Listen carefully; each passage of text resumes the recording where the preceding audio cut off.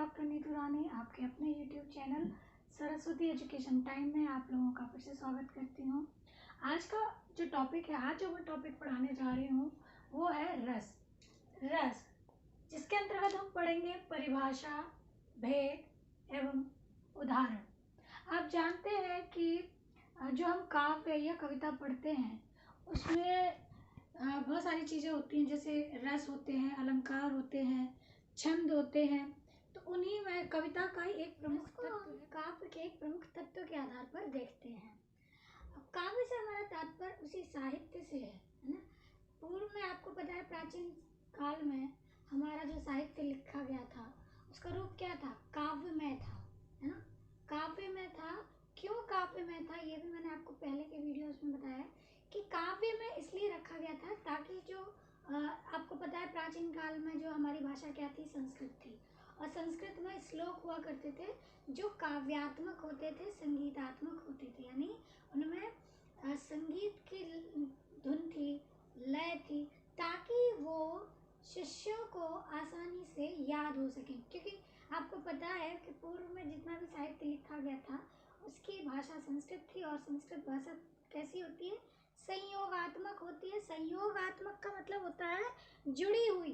संयोग का मतलब क्या होता है? जुड़ा होना, है ना। संस्कृत भाषा कैसी भाषा है? संयोग से संयोगात्मक है, यानी जुड़ी हुई भाषा है। और हिंदी कैसी है? वियोगात्मक भाषा, यानी जुड़ी हुई भाषा है। जैसे कि मैं आपको उदाहरण दूं, जैसे ये आपका एक संस्कृत भाषा का पद है ना। विभाव, अनुभाव, व्यभिचारी भाव, संयोग, दृश्य, निष्पत्ति, ये संस्कृत भाषा में लिखा हुआ है। तो ये देख रहे होंगे कि आप, ये जुड़ा हुआ है ना, सब वाक्य जुड़ा हुआ है। तो ये क्या है? संयोग रूप में लिखा हुआ है। तो ये संयोगात्मक थी, इसीलिए इसमें क्या थी? थोड़ी लय थी, संगीत जैसा धुनी थी। तो ये यहाँ पर हम क्या कहते हैं, जो हमारा संस्कृत साहित्य था वो कैसा था? काव्यमय था, है ना। और हिंदी भाषा कैसी है? आप देख रहे होंगे वाक्य में कोई भी जुड़ा हुआ नहीं है, हर शब्द अलग अलग दिखाई दे रहा है ना। तो हिंदी इसीलिए कही जाती है वियोगात्मक, यानी वियोग का अर्थ होता है अलग होना। तो खैर ये तो रही पहली बात, अलग बात। तो काव्य को हम पहले रूप में कैसे देखते थे, जिसमें हम नाटक, शुरू में सबसे पहले क्या लिखे गए? नाटक। हम सभी जानते हैं कि संस्कृत भाषा में सब बहुत सारे कवि लेखक हुए हैं, जैसे भरत मुनि हुए, वाल्मीकि हुए, है ना। बहुत सारे ऐसे कवि हैं जिन्होंने कालिदास हुए, इन्होंने बहुत सारी रचनाएं संस्कृत भाषा में लिखी हैं। और खासकर संस्कृत भाषा में किस विधा का प्रचलन था? वो था नाट्य विधा का। यानी कि साहित्य में हम सबसे पहले जो विधा देखते हैं वो होती है नाटक की, यानी नाटक लिखे गए। और नाटकों को ही पहले क्या कहा जाता था? काव्य कहा जाता था। और नाटक ही कैसे होते थे? दृश्यात्मक भी होते थे, वो श्रव्य भी होते थे, यानी कि सुने भी जाते थे और देखे भी जाते थे। चलो ये रही बात। तो उन्हीं आचार्यों में, उन्हीं संस्कृत में सबसे पहले जो ऋषि थे या आचार्य मुनि थे वो थे भरत मुनि। चलिए पहले बात कर लेते हैं रस। रस होता क्या है? रस का शाब्दिक अर्थ क्या है? तो रस का शाब्दिक अर्थ होता है आनंद। क्या होता है? आनंद, यानी कि इंजॉयमेंट करना, यानी इंजॉय करना, है ना। जिस प्रकार आप कोई फल खाते हैं, है ना, जिस तरह से आप रस, इंग्लिश में हम इसको कहते हैं जूस, है ना। तो जब हम कोई फ्रूट खाते हैं तो उसके जूस को पीकर हमें क्या मिलती है? आनंद मिलता है, बहुत इंजॉय करते हैं, बहुत खुशी होती है। उसी प्रकार जब हम काव्य को पढ़ते हैं या साहित्य को पढ़ते हैं, अब साहित्य हमने पहले भी बताया कि साहित्य वो सारी चीजें जिसको पढ़ने, सुनने या देखने के पश्चात हमारे हृदय में जो एंजॉयमेंट होती है उसी को हम क्या कहते हैं? आनंद कहते हैं। तो यहाँ पर क्या है? काव्य को, अब देखिए, काव्य को पढ़ने या सुनने से जिस आनंद की अनुभूति, अनुभूति का अर्थ होता है जो फील होना, अनुभूति मतलब फील होना, जिस आनंद की अनुभूति होती है उसे रस कहा जाता है ना। कहने का मतलब ये, काव्य से यहाँ मतलब क्या है? वही साहित्य, है ना। नाटक, कविता, पिक्चर, कोई भी जैसे आप टीवी देखते हैं तो टीवी को पढ़कर, कोई कोई सीरियल आपका फेवरेट होता होगा जिसको पढ़कर, जिसको देखने के बाद आप एंजॉय करते हैं। तो काव्य से वही मतलब है, साहित्य, लिटरेचर को पढ़ने या सुनने से जिस आनंद की अनुभूति होती है उसे हम क्या कहते हैं, रस कहते हैं।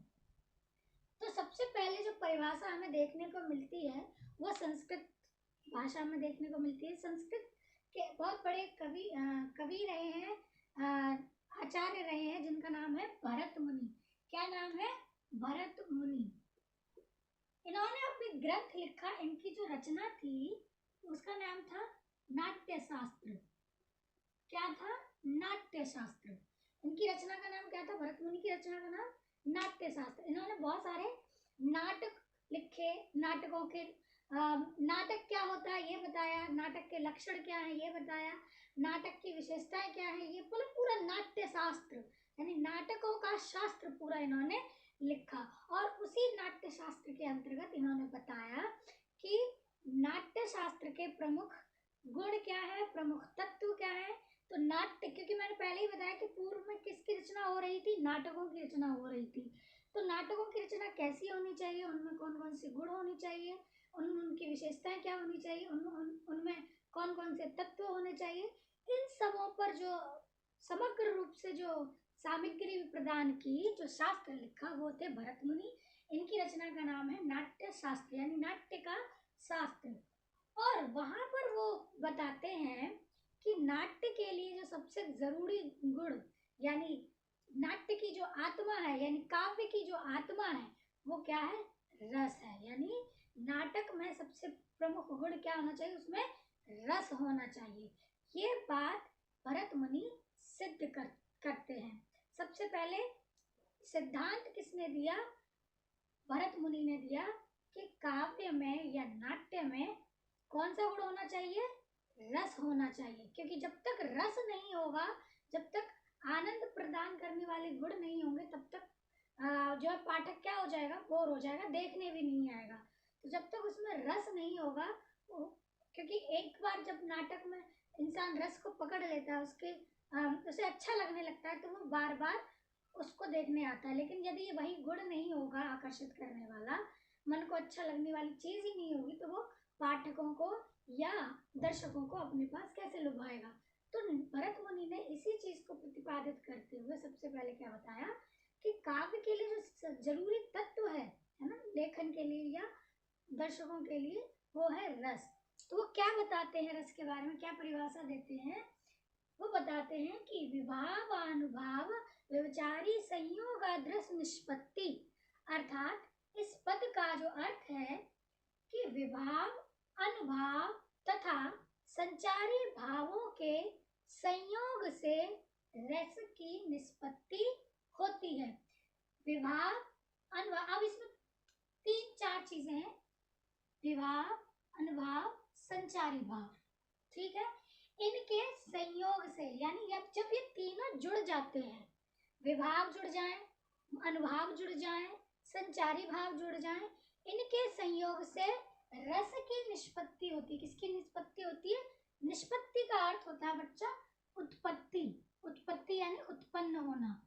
निष्पत्ति का क्या अर्थ होता है हिंदी में, उत्पत्ति। यानी विभाव मिले, अनुभाव मिले, संचारी भाव मिले, इन सब के जुड़ जाने से क्या होता है, रस उत्पन्न होता है। अब आप लोगों के दिमाग में सवाल आएगा कि ये क्या भला है, विभाव, अनुभाव, ये क्या चीज होती है।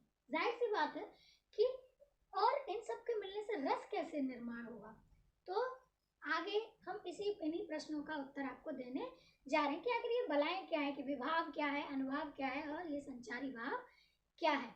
तो इनको इन्हीं को हम कहते हैं कि ये रस के प्रमुख अंग हैं। भरत मुनि ने अपनी परिभाषा में स्पष्ट रूप से हमें रस के अंग समझाए हैं। विभाव, अनुभाव, संचारी भाव के संयोग से क्या होता है, रस की उत्पत्ति होती है। तो अब हम इन्हीं चीजों को समझेंगे। तो रस के प्रमुख अंग, रस के प्रमुख अंगों की संख्या कितनी है, 4। यहाँ पर ऑलरेडी 3 के बारे में भरत मुनि बता रहे हैं। वास्तविक रूप से कितनी संख्या होती है, 4, जिसे हम विभाव, अनुभाव, संचारी भाव और स्थायी भाव कहते हैं। 3 भाव आपके ऊपर ही दे रखे हैं और चौथा है स्थायी भाव। अब हम एक एक करके इनको समझ लेते हैं। अच्छा, अब यहाँ पर एक शब्द आएगा, सबसे पहले हम पढ़ेंगे विभाव। विभाव क्या होते हैं? देखिए यहाँ पर मैंने लिखा भी है विभाव। विभाव क्या होते हैं? हम विभाव को इस तरीके से समझ लेते हैं, रीजन यानी कारण, यानी कविता को रचने, यानी जो कवि है वो कवि या उसके मन में कविता क्यों आई लिखने की। दूसरी बात, विभाव को समझने के लिए सबसे पहले हमें समझना होगा आलंबन और आश्रय शब्द का अर्थ। आलंबन और आश्रय शब्द का अर्थ हमें समझना होगा। अब आप कहेंगे आश्रय मतलब कोई सहारा? नहीं, आश्रय मतलब हाँ एक तरीके का माध्यम ही समझ लो, जो कवि अपना माध्यम बनाता है। देखिए आश्रय कहते हैं, कविता काव्य वहां होता है, जैसे मान लो काव्य सभी जानते हैं कविता।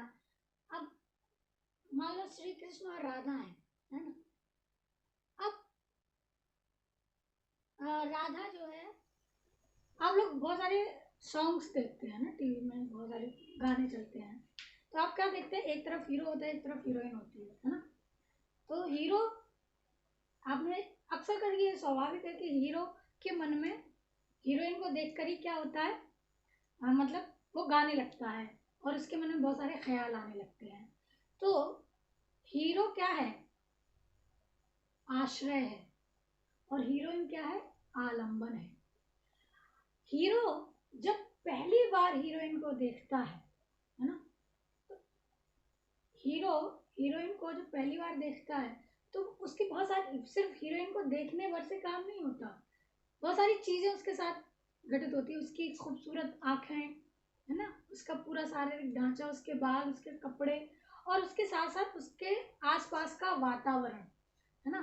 तो जब वो उसको पहली नजर देखता है तो उसके शरीर में बहुत सारी हलचलें होने लगती हैं, उसके मन को वो आकर्षित करने लगती है ना। और जब पहली बार उसको देखता है तो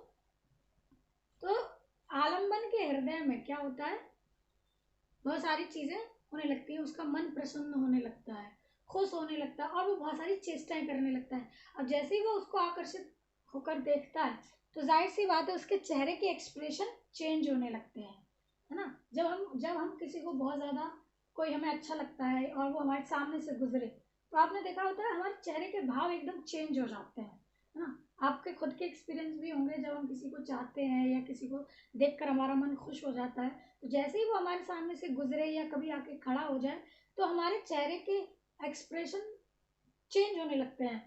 कभी हम उन भावों को निकालते हैं, कभी छुपाते हैं, लेकिन वो दिखते हैं या मन में वो हमारे दबे होते हैं। तो अब देखिए आश्रय कौन है, हीरो होता है, यानी कहने का मतलब ये प्रेमी। प्रेमी क्या होता है, आश्रय, है ना। ज्यादातर सॉन्ग लड़के गाते हैं, और प्रेमिका क्या होती है, आलंबन, है ना। आश्रय के मन में, यानी प्रेमी के मन में या हृदय में स्थायी भाव रहता है ना। वो जब आलंबन को देखता है यानी हीरोइन को देखता है तो वो भाव उठते हैं, है ना, उसके भाव क्या होते हैं, उठते हैं। तो आश्रय क्या है, प्रेमी, है ना। अब जैसे राधा और कृष्ण का हम उदाहरण लेते हैं, बहुत सारे काव्य इसी चीज को लेकर लिखे गए, जैसे बहुत सारे बात हैं, बतरस लालच लाल की मुरली धरी लुकार, सोह करें भवनो हंसे तेन कहे नट जाए। यहाँ पर श्री कृष्ण क्या है, आश्रय है ना। वो क्या कर रहे हैं, राधा को देख कर रहे हैं, यानी आलंबन को देखते हैं, और क्योंकि राधा ने उनकी बांसुरी चुरा ली होती है, तो श्री कृष्ण उनसे मांगते हैं, उनसे मिलना चाहते हैं, तो बहुत सारी ऐसी बातें होती है। तो श्री कृष्ण राधा को देखकर बहुत ज्यादा वो उनसे निवेदन करते हैं कि आ जाओ, मुझे मेरी मुरली दे दो। लेकिन राधा क्या करती है, उन्हें चिढ़ाती है, कि कभी कहती है हाँ दूंगी, कभी कहती है नहीं दूंगी। तो यहाँ पर क्या है, श्री कृष्ण क्या है, आश्रय है, और राधा क्या है, आलंबन है। तो बहुत सारी चीजें हैं। तो अब जिसकी वजह से क्या होता है, वो परिस्थितियां, है ना, वो विभाव, परिस्थितियां कौन, आलंबन, आलंबन के आ जाने से उसके आसपास का वातावरण भी कैसा हो जाता है, चेंज हो जाता है, परिस्थितियां हैं चेंज हो जाती हैं। तो बेसिकली क्या है, विभाव क्या है, कारण है। यानी मान लो कोई इंसान नॉर्मल है और जैसे ही वो उसको चाहता है तो उसकी जो है दशा कैसी हो जाती है, आश्रय में बदल जाता है, और जो है आलम्बन दिख जाने के बाद परिस्थितियां उसकी चेंज हो जाती हैं। तो अचानक से क्या होता है कि आश्रय के हृदय में जो है स्थायी भाव क्या हो जाता है, जागृत हो जाता है। विभाव वे कारण या परिस्थितियां जिससे आश्रय के हृदय में, विभाव की वजह से क्या होता है, विभाव यानी आश्रय के हृदय में क्या हो जाता है, वो स्थायी भाव जागृत हो जाता है। अब विभाव के दो कारण होते हैं। कितने प्रकार का होता है विभाव, दो प्रकार का होता है, एक आलंबन और एक उद्दीपन। उद्दीपन यानी ये जो वातावरण होता है, वातावरण यानी माहौल, माहौल भी वैसा हो, और हमारा आलंबन यानी हमारी प्रेमिका या प्रेमी हमें दिख जाए। तो अब जैसे राम और सीता जी का मिलन होता है ना, सबसे पहले वो कहाँ मिलते हैं, वाटिका में मिलते हैं। तो खूबसूरत माहौल है ना, बाग हैं, फूल खिले हुए हैं, है ना, और वहां पर सीता जी हैं। तो वो दोनों, वो जो वातावरण है वो उद्दीप्त कर रहा है, उद्दीप्त मतलब जगा रहा है, उद्दीप्त का मतलब क्या है, जगा रहा है। एक तो माहौल वैसा हो, है ना, ऊपर से हमारा आलम्बन भी हो साथ में, तो वो वहां पर क्या हो जाता है कि जो ही प्रेमी है या प्रेमिका है, उसके हृदय में जो जो जो भाव जगे हुए, जो भाव सोए हुए थे, वो अचानक से जाग जाते हैं। क्या होते हैं, जाग जाते हैं। तो विभाव कितने प्रकार के होते हैं, दो प्रकार के, यानी कारण, कारण कितने प्रकार के हैं, दो प्रकार के, एक आलंबन और दूसरा उद्दीपन। यानी एक जिसको देखकर हमारे हृदय में जो है प्रेम की या किसी भी चीज की भावना उत्पन्न। तो हमने समझा कि विभाव दो प्रकार के होते हैं, एक आलंबन और दूसरा उद्दीपन।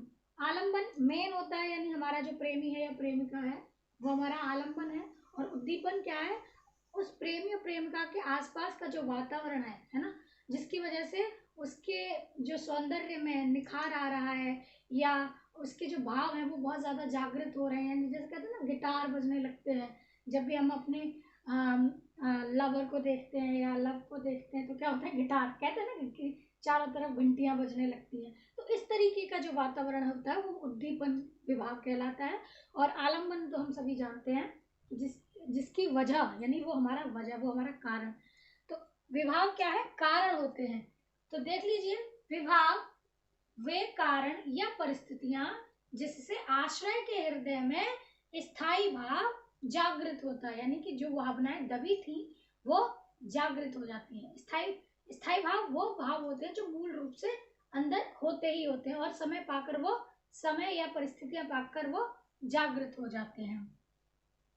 तो अब बात करते हैं अनुभाव क्या है। विभाव हमने समझ लिया यानी कारण, अनुभाव क्या होता है।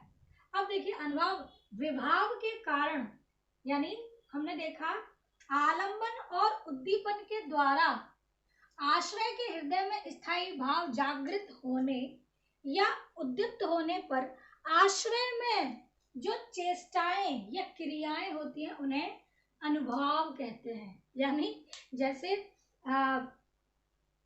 आपने पिक्चर देखी ना, मैं हूं ना, तो वो क्या करता था कि जैसे ही था तो शाहरुख खान होता है उसमें, आपने देखा कि जैसे ही सुष्मिता सेन आती है तो उसकी सारी शक्ति पुक्ति गुम हो जाती है। तो वो क्या है, उसके चेहरे का रंग बदल जाना, हकलाने लगना, है ना, हाथ पैर कांपने लगना, तो ये सब क्या है, अनुभाव है ना। आलंबन को देखकर आश्रय के जो शारीरिक क्रियाएं हैं या चेहरे के हाव भाव में क्या हो जाता है, अनेक प्रकार की चेष्टाएं होने लगती हैं। हम देखते ही हम समझ जाते हैं कि हम मानते हैं कि ये दोनों प्रेम में है, यानी प्रेमी प्रेमिका प्रेम में है। मान लो प्रेमी अपने दोस्तों के साथ खड़ा है ना, लेकिन नजदीक से जैसे ही हीरोइन गुजरती है तो वो क्या करता है, वो बहुत सीरियस डिस्कशन में होगा, लेकिन जैसे ही वो गुजरेगी उसकी चेष्टाएं चेंज हो जाएंगी, उसकी चेष्टाएं अपनी प्रेमिका को देखने में, उसके चेहरे का रंग एकदम निखार आ जाएगा, कलर खुल जाएगा, खुश हो जाएगा। तो ये सब क्या है, उसकी चेष्टाएं, किसकी, आश्रय की चेष्टाओं में परिवर्तन होने लगता है। तो अब आप समझ गए कि आलंबन और उद्दीपन के द्वारा, यानी आलंबन और उद्दीपन के द्वारा आश्रय के हृदय में जो स्थायी भाव जागृत या उद्दीप्त, उद्दीप्त का मतलब उठने लगना, तो उसमें क्या होता है, आश्रय की चेष्टाएं, उनकी क्रियाएं होने लगती हैं, जिन्हें हम अनुभाव कहते हैं। हम इनको जब हम काफी पढ़ रहे होंगे तो और ज्यादा अच्छे से समझेंगे। मैं अभी आपको थोड़े थोड़े रूप में समझाऊंगी, मैं आपको एक्सप्लेन भी करूंगी। और अनुभाव कितने प्रकार के होते हैं, 4 प्रकार के। इनकी देखिए विभाव कितने हैं, 2, आलंबन और उद्दीपन, ठीक है। अनुभाव है 4, वो कौन कौन से हैं, कायिक, मानसिक, आहार्य और सात्विक। कायिक का क्या अर्थ होता है, यानी जब आश्रय शारीरिक रूप से चेष्टाएं करने लगता है ना। यानी मान लो उसके अपनी प्रेमिका को देखकर हीरो क्या करने लगता है, उसके चेहरे का रंग मतलब लाल हो जाना और बात ना कर पाना, हकलाने लगना, है ना, रंग उड़ जाना उसको देखकर, कहने मतलब खुश हो जाना, और बहुत सारी तरह की शारीरिक क्रियाएं करने लगता है। दूसरा है मानसिक क्रिया, है ना। मानसिक का मतलब ये है कि उसके मन में कभी प्रेम उत्पन्न होने लगता है, जाहिर सी बात है वो मन में बहुत सारी चीजें ख्वाब सुझाने लगता है। तीसरा है आहार्य। आहार मतलब ये जो अनुभाव है, यानी उसके जो कपड़े उपड़े देखकर, यानी वो आर्टिफिशियल जो चीज है, यानी उसकी वेशभूषा को देखकर, है ना। और तो ये अनुभाव किसके होते हैं, आलंबन के होते हैं। अनुभाव किसके होते हैं, आलंबन के। यानी आश्रय के मन में ये जो भावनाएं उत्पन्न होती है, यानी कि हीरोइन आ रही है, वो बहुत अपनी शारीरिक क्रियाओं से अपने दोस्तों से बातें कर रही है, हंस रही है, खिलखिला रही है, तो उसको देखकर आश्रय के मन में खुशी उत्पन्न होती है। तो पहली चीज है कायिक क्रिया, कायिक यानी कि प्रेमी को उसका डांस अच्छा लग रहा है, वो डांस कर रही है, बात कर रही है, कोई भी एक्टिविटी, यानी कोई भी शारीरिक क्रिया को देखकर वो मोहित हो जाना। दूसरा है मानसिक क्रिया, कि वो किस तरीके से सोच रही है। कोई कोई होता है ना, शरीर को देखता है, कोई कोई देखता है उसकी सोच कैसी है ना। तो कोई कोई किसी के बात करने के तरीके से, यानी लड़की बहुत अच्छे से बात कर रही है, बहुत अच्छी प्यारी प्यारी बातें कर रही है, तो उसके मानसिक चीज को देखकर आकर्षित हो जाना। कोई आहार है, आहार मतलब होता है आर्टिफिशियल, यानी जो वेशभूषा वो पहनी है ना, वो किस तरीके के कपड़े पहन के चल रही है, उसके जेवर कैसे है, उसकी वेशभूषा कैसी, यहाँ पर क्या है, उसकी वेशभूषा। सात्विक क्या है, उसके आंतरिक गुणों को देखकर जो है, आलंबन के जो गुण होते हैं वो क्या होते हैं, अनुभाव होते हैं। यानी आश्रय के चित्त में या हृदय में उत्पन्न होने वाले अस्थिर मनोविकार ही क्या कहलाते हैं, सॉरी, हाँ, ये क्या है, अनुभाव हमने आपको बता दी। तो अनुभाव हम समझा रहे थे, अनुभाव क्या कितने होते हैं, 4, जिनको देखकर आश्रय के मन में क्या होते हैं, उनके स्थायी भाव उत्पन्न होते हैं। यानी अनुभाव कितने प्रकार के होते हैं, 4 प्रकार। यानी हृदय में जो आश्रय के हृदय में अनुभाव जागृत होते हैं, उनके 4 रीजन होते हैं, 4 कारणों की वजह से आश्रय के मन में अनुभाव उत्पन्न होते हैं। और अनुभाव ही क्या करते हैं, हमारे विभाव इत्यादि इन सबको जागृत करने का काम करते हैं, यानी हमारे स्थायी भाव को उठाने का कार्य करते हैं ये। अब इसके बाद आती है संचारी भाव, इनकी संख्या है 33, इनकी संख्या होती है 33।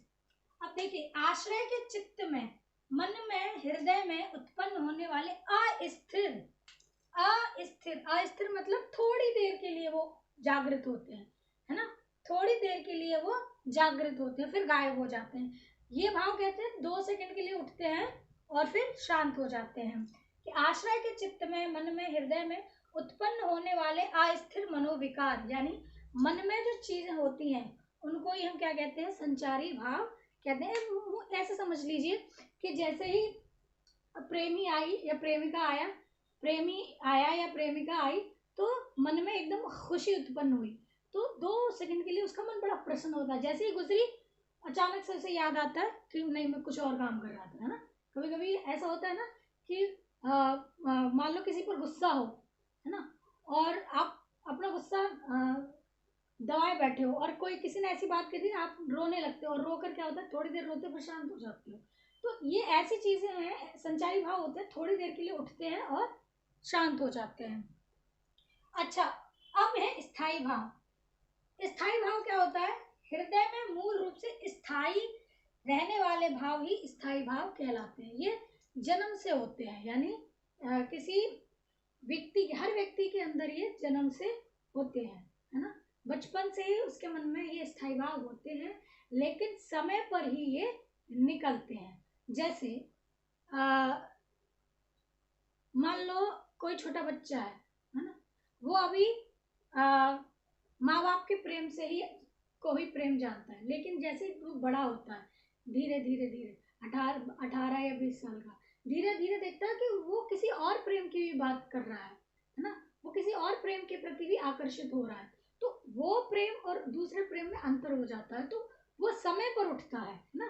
तो स्थायी भाव होते जो होते तो हैं, लेकिन समय पर निकलते हैं, है ना। मूल रूप से वो पहले से विद्यमान होते हैं, लेकिन समय पर। और समय कब होता है? जब विभाव, अनुभाव और संचारी भाव होते हैं। तो इनकी संख्या कितनी होती है? 9 होती है, जिन्हें हम कहते हैं रति। रति मतलब वही प्रेम, है ना। रति, रति का अर्थ ये रति भाव है, स्थायी भाव है, और इसका मूल क्या है? प्रेम। जब जहाँ प्रेम होगा, मतलब स्त्री पुरुष का, प्रेमी प्रेमिका वाला प्रेम होगा, वहां रति भाव होगा। हास यानी हंसी जहां पर होगी, हंसी की कोई बात आ गई, है ना, कोई हंसी की बात आ जाएगी, तो वहां पर जो भाव उत्पन्न होंगे वो कौन से होंगे? हास। शोक, शोक सब जानते हैं, यानी शोक मनाना, है ना। किसी की मृत्यु पर आप लोग क्या करते हैं? शोक मनाते हैं, है ना। तो इसी प्रकार इसका क्या है? जहाँ करुण, क्रोध यानी जब कोई आपको गुस्सा दिलाता है तो क्रोध उत्पन्न होता है। उत्साह, उत्साह जब बहुत ज्यादा आप एक्साइटेड हो गए, यानी मान लो कोई जोश भरने वाली कोई चीज आप पढ़ लेते हैं, तो आपके अंदर क्या आ जाता है? उत्साह उत्पन्न हो जाता है ना। यानी आप कोई आर्मी की मूवी देखते हैं तो आपके अंदर भी क्या हो जाता है? हमें अपने देश के लिए जान देनी चाहिए, तो एकदम आपके अंदर उत्साह उत्पन्न हो जाता है। भय यानी कोई भयानक चीज देख लेते हैं तो उसके बाद आपको क्या लगता है? डर, है ना। तो वो भय का, भय। जुगुप्सा कहते हैं, यानी जो आप घिनौनी चीजें देख लेते हैं, तो जो घिन वाली भावना होती है उसको, घिन को हिंदी जो शुद्ध रूप है घिन को हम क्या कहते हैं? जुगुप्सा। क्या कहते हैं? जुगुप्सा, है ना। जैसे मान लो सड़ी गली लाश देख ली या गंदगी भरी चीजें देख ली, तो वहां पर कौन सा भाव उत्पन्न होता है? जुगुप्सा। विस्मय, विस्मय क्या होता है? मान लो बहुत आकर्षक चीज जब देख लेते हैं तो वहाँ मतलब विस्मय यानी आश्चर्यजनक चीजों को देखकर। और निर्वेद होता है जहाँ शांति चीजें होती हैं, जहाँ ईश्वरीय चीजें होती हैं, जहाँ मन को शांत करने वाली भावनाएं होती हैं, वहां पर निर्वेद होता है। तो ये मूल रूप से स्थायी भाव होते हैं। अब हम इनको रति, हास, शोक, क्रोध, उत्साह, भय, जुगुप्सा, विस्मय और निर्वेद, इन सब को एक एक करके रस के माध्यम से जानेंगे और समझेंगे। तो आज हमने पढ़ा रस शब्द का क्या अर्थ है, रस की परिभाषा क्या है ना। रस के कौन कौन से अंग हैं हमने पढ़ा, कि रस क्या होता है? आनंद होता है, जो कैसे प्राप्त होता है? काव्य यानी साहित्य को पढ़ने सुनने के पश्चात जो आनंद प्राप्त होता है उसे हम रस कहते हैं। रस की परिभाषा किसने दी? भरत मुनि ने दी। किस रचना के माध्यम से? अपनी रचना नाट्य शास्त्र में उन्होंने एक परिभाषा दी, जिसे हम कहते हैं विभाव, अनुभाव, संचारी भाव, संयोग, रस, रस निष्पत्ति, है ना। तो उन्होंने ये बताया कि विभाव, अनुभाव और संचारी भाव जब ये तीनों मिल जाते हैं और इसके बाद रस की उत्पत्ति होती है, और यही तीनों चारों चीजें क्या मिल कहलाती है? रस के अंग कहलाती है। और एक एक करके हमने आपको रस समझाया। रस के अंग कितने हैं? 4। विभाव, अनुभाव, संचारी भाव और स्थायी भाव। हमने ये भी बताया कि विभाव कितने प्रकार के होते हैं? 2 प्रकार के, आलंबन विभाव और उद्दीपन विभाव। हमने ये भी बताया कि आलंबन किसे कहते हैं और आश्रय किसे कहते हैं। कमेंट बॉक्स में जरूर लिख के बताइएगा कि आलंबन क्या होता है और आश्रय क्या होता है, जरूर लिख के बताइएगा। ठीक है, उसके बाद हमने पढ़ा अनुभाव। हमने ये भी बताया कि अनुभाव कितने प्रकार के होते हैं, 4 प्रकार के, कायिक, मानसिक, आहार और सात्विक, 4 हमने बताया।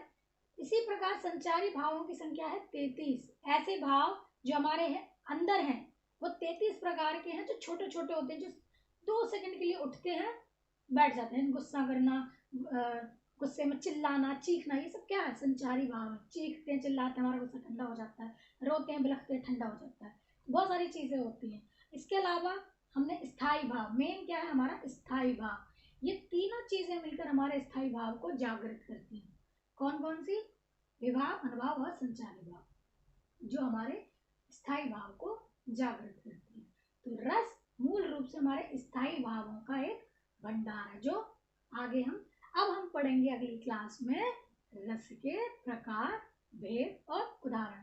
तब तक के लिए आप मेरे वीडियो को लाइक, शेयर, कमेंट करना ना भूलें। साथ ही साथ जितना हो सके उसे सब्सक्राइब करें और बेल आइकन